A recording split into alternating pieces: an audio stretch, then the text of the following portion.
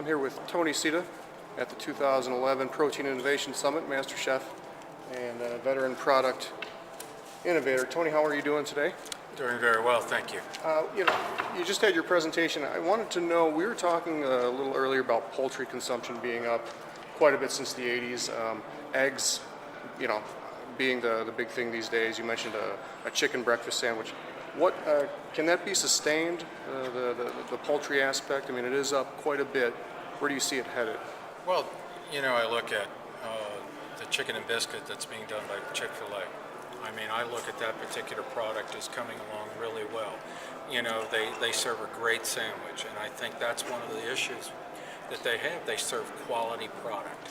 So when you get that, you've got their chicken sandwich that they're known for on a great biscuit, and then you know that it's going to be, something that's going to meet your need and price value.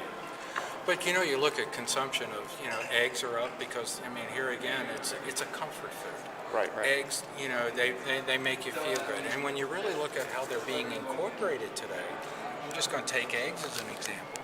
They're on, hamburgers now. Yep. You got them on salads and things like that. So it really has a lot of functions to it. And it adds a great flavor enhancer to whatever you're serving. One thing you mentioned in your presentation was comfort foods, the sky's the limit. You can get pretty creative with comfort foods, but what's the key to getting those foods on the menu and keeping them there? Okay, one of the things I can relate to what I've done in the past, in developing a comfort food, like, at Perkins we did omelets. Right.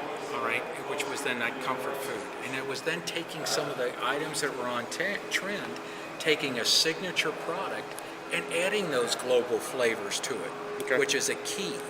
And the same thing, I look at signatures. Signatures to me are very important because they sustain a menu. And then I'll get into something else a little later. But when in that sustaining on the menu, you've got the omelet, where I could put all these global flavors. Right. I had melts that I could then add all of these flavors to. Benedicts, which was another area that I could add all great flavor to. And then maintaining it on the menu by doing it, because it was then a product extension. Now, global flavors, there's always a tipping point. What is the tipping point for sort of the middle American consumer as far as incorporating these global flavors into foods, especially breakfast foods? Incorporating them into breakfast, well, here again, like I said, the sky was the limit, because they want these flavorful, because, we learned a lot from, Latin and the Hispanic community, because when it came into it, they take the eggs, like I mentioned earlier in my presentation, the migas. Yeah. You've got chorizo, you've got onions, peppers, and then you mix that all together with a little bit of corn tortillas that are crispy in that, and you got a product that's good, served with salsa or pico de gallo.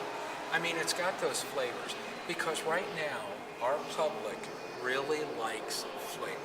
So if I can do something to get that flavor across to them, and taking a product that's as comforting as eggs, and then adding a twist to it, because they like that twist, and it's got that flavor, it's good. Now, sometimes you may have limited time offers, and that's how you can introduce a product, and it always keeps your menu fresh. Okay. Sometimes going onto the menu is not always the best thing, because you won't get that promotion behind it, and sometimes they get lost.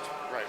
So, but if you can take it, build upon those signatures that you have, and build it with those global flavors, and if you want to come out with something new, you do it as a limited time offer, and offer it a number of times, and then if its sales are good, it can gain its way onto the menu, and then you can develop line extensions from there. Okay. Great, thank you. Thank you.